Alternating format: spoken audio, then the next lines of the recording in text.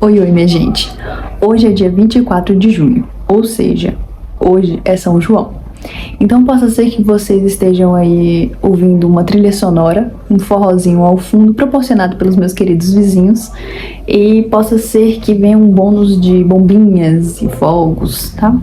E talvez a minha vizinha aqui de cima esteja fazendo faxina também. Então já fiquemos avisados, certo? Olha pro céu, meu amor. Mas eu vim conversar com vocês hoje sobre como a poesia, a leitura de poemas tem mudado a minha comunicação. No vídeo em que a gente conversou sobre habilidades, eu comentei de que quando você descobre que tem uma habilidade, ou se você já sabe que tem uma habilidade e não aprimora e não desenvolve ela, ela se perde. Então, essa questão da comunicação para mim tem sido um exercício diário, né? De primeiro ter consciência do como eu quero me expressar, do que eu quero falar, do tom, de como eu quero ser entendida. E a poesia e os poemas têm me ajudado a desenvolver essa linguagem, primeiro interior e organizar, e depois essa exterior, né? Quando eu vou de fato comunicar para um interlocutor. E eu estava procurando algum livro de poesia.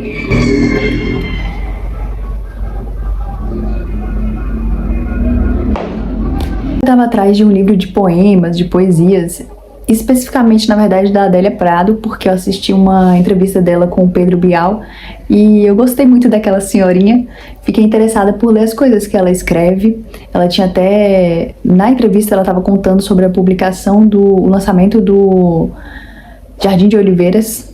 Aí eu estava procurando sobre esse livro e a Amazon começou a me fazer sugestões de outros autores. E eu fui dar uma olhada e acabei me encontrando com Fernando Pessoa Poesias. É a primeira vez que eu estou lendo de fato uma obra desse autor. Ele é famoso, né, na literatura. Se você chegou aqui e não tem esse interesse pela área da literatura, seja muito bem-vindo. Seja muito bem-vindo. Eu li muitas amostras dos livros de poemas e de poesias dos diversos autores e estava buscando algo que se conectasse comigo, porque eu não sou fã das poesias românticas, de declarações, sabe?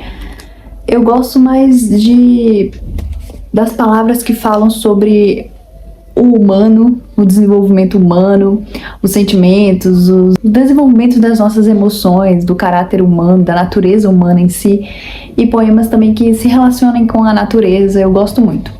E eu li a amostra desse Poesias de Fernando Pessoa, e já começou assim, com a primeira poesia, Ulisses. O mito é o nada que é tudo. O mesmo sol que abre os céus é um mito brilhante e mudo. O corpo morto de Deus, vivo e desnudo. Aí fui pro próximo. Nem terminei de ler assim toda a poesia, mas fui pro próximo. Dom Sebastião, rei de Portugal. Louco sim, louco porque quis grandeza, qual a sorte não a dá.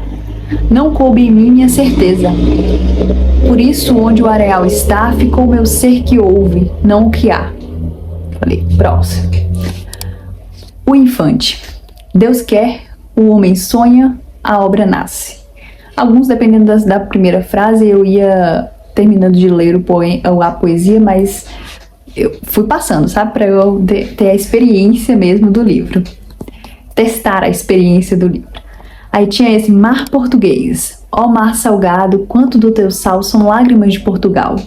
Por te cruzarmos, quantas mães choraram, quantos filhos em vão rezaram, quantos noivos ficaram por casar para que fosses nosso, ó mar. Chegou nesse ponto que falou do mar, já me ganhou, porque eu gosto muito desse tema de mar, de praia, de sol.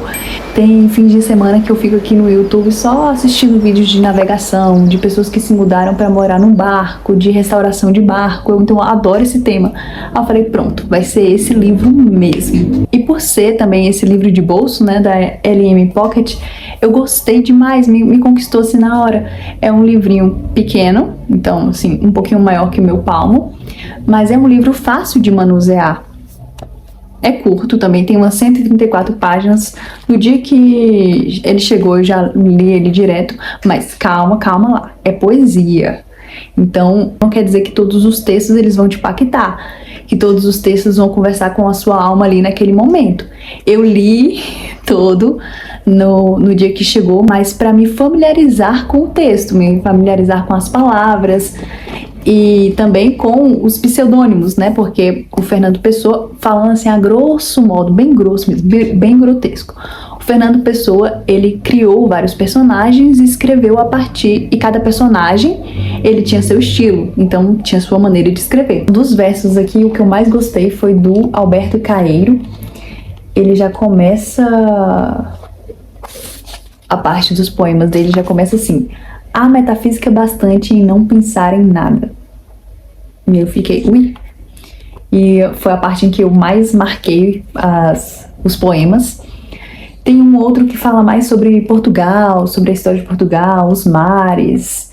Então é muito interessante essa habilidade que o Fernando Pessoa teve de criar personalidades. Eu coloquei aqui no Google e ele me disse assim, que Fernando Pessoa é famoso por sua heteronímia, que diferente de um pseudônimo comum, como eu disse, ele criou heterônimos, ou seja, personalidades completas com biografias, visões de mundo e estilos literários distintos. Os principais são Alberto Caeiro, que é esse considerado o mestre e é o poeta da natureza. Depois temos o Álvaro de Campos e temos o Ricardo Reis, que são os principais aqui pelo Google, tá? Isso, pesquisa do Google. Essa leitura da poesia e dos poemas, ela me ajudou a nomear o que eu sinto, a entender, identificar o que eu sinto, entender as coisas da minha cabeça e organizar melhor as minhas ideias. Na verdade, desde antes da compra desse livro, eu já estava assim, lendo poemas e poesias, pelo menos uma por dia, e encontrei uma do Carlos Drummond de Andrade, se eu não me engano é ele, vamos pesquisar aqui. É preciso, esse poema me acompanhou aí uma semana, deixa eu ver, no final de maio e no início de junho eu tive muitos estresses. Quem chorar sua mágoa, se afogando em agonia, a tempestade em copo d'água, dance o shot da alegria. Muitos não, tive que lidar com alguns estresses e aí eu encontrei esse poema da necessidade, do Carlos Drummond de Andrade, que diz assim: é preciso casar João, é preciso suportar Antônio, é preciso odiar Melquíades, é preciso substituir nós todos.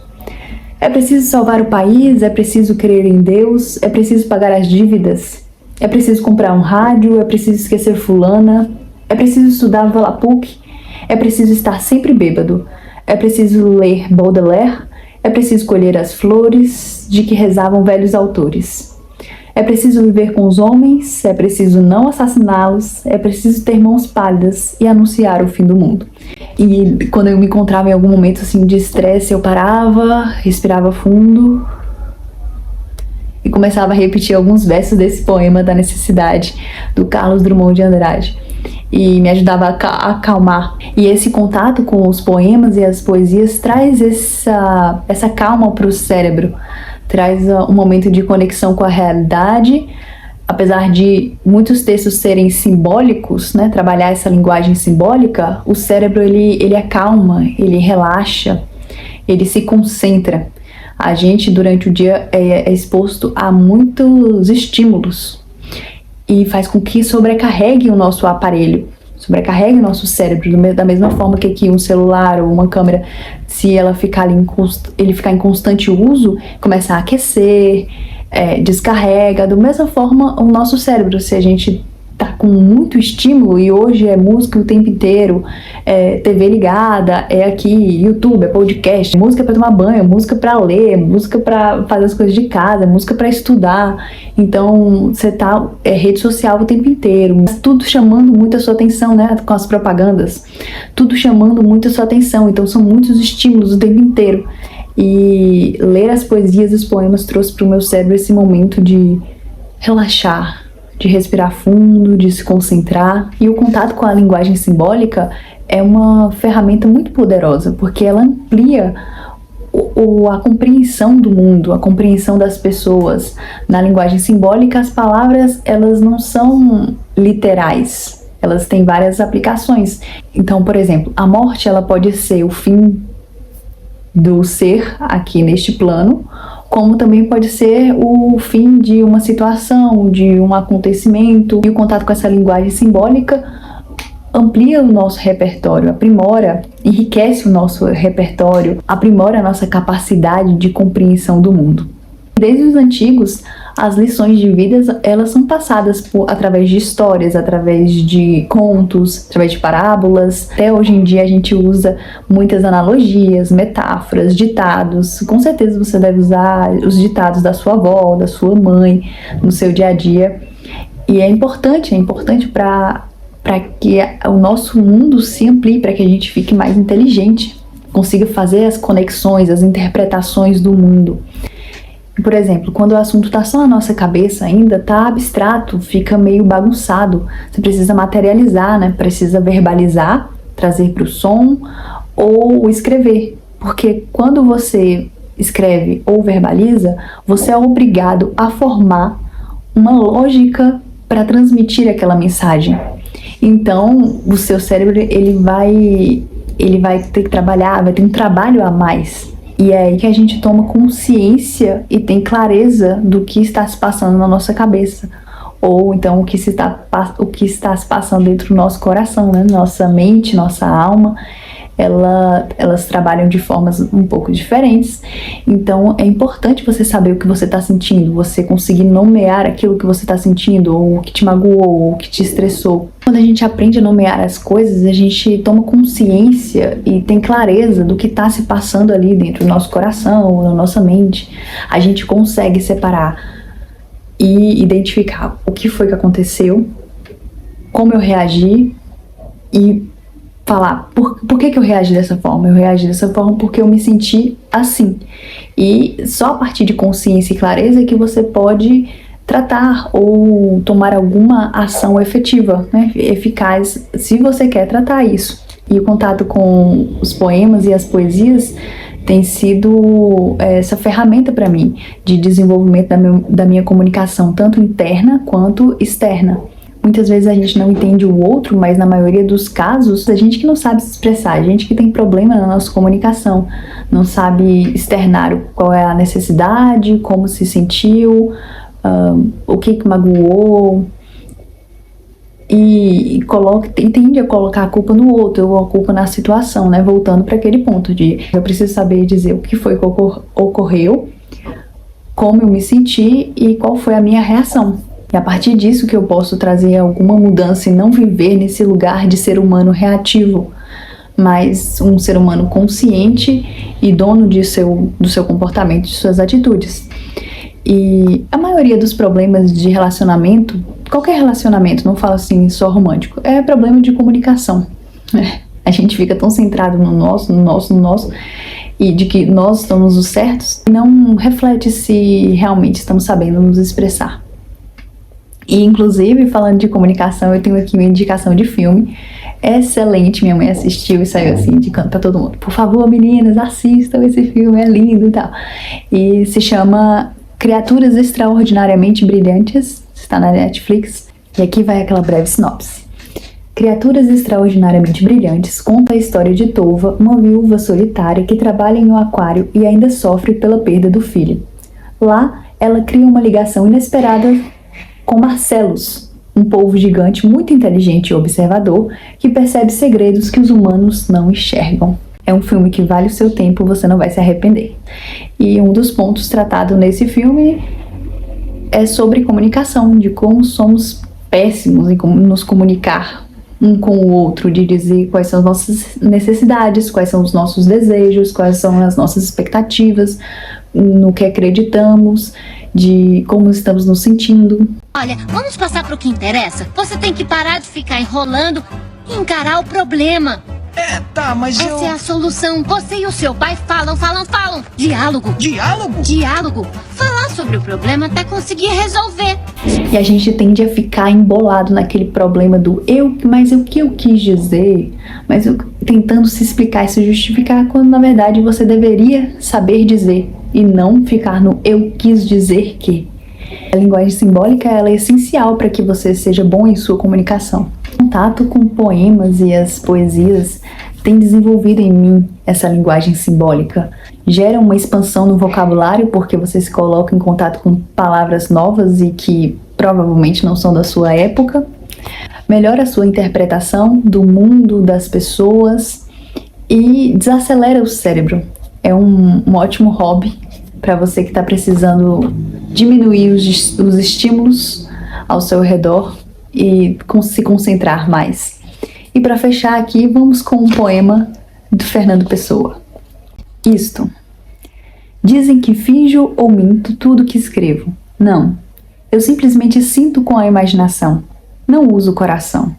Tudo que sonho ou passo, que me falha ou finda, é como que um terraço sobre outra coisa ainda. Essa coisa é que é linda. Por isso escrevo em meio do que não está ao pé, livre do meu enleio, sério do que não é. Sentir? Sinta quem lê. É um livro para você ter à mão, assim, sempre, em todo momento do dia, para você carregar consigo. Afinal, é um livrinho de bolso e é fácil de carregar. E é ótimo para você parar assim no meio do seu dia, não importa o que você estiver sentindo, e abrir e ler um poema e deixar ele ressoar em sua alma, deixar com que as palavras tenham um impacto em você e te façam refletir um pouco mais sobre a vida, sobre a existência, sobre as pessoas, sobre o mundo ao seu redor. O poeta é um fingidor. Finge tão completamente que chega a fingir que é dor, a dor que deveras sente. E os que leem o que escreve, na dor lida, sentem bem, não as duas que ele teve, mas só que eles não têm. E assim nas calhas de roda gira a entreter a razão esse comboio de corda que se chama o coração. Leia poesia.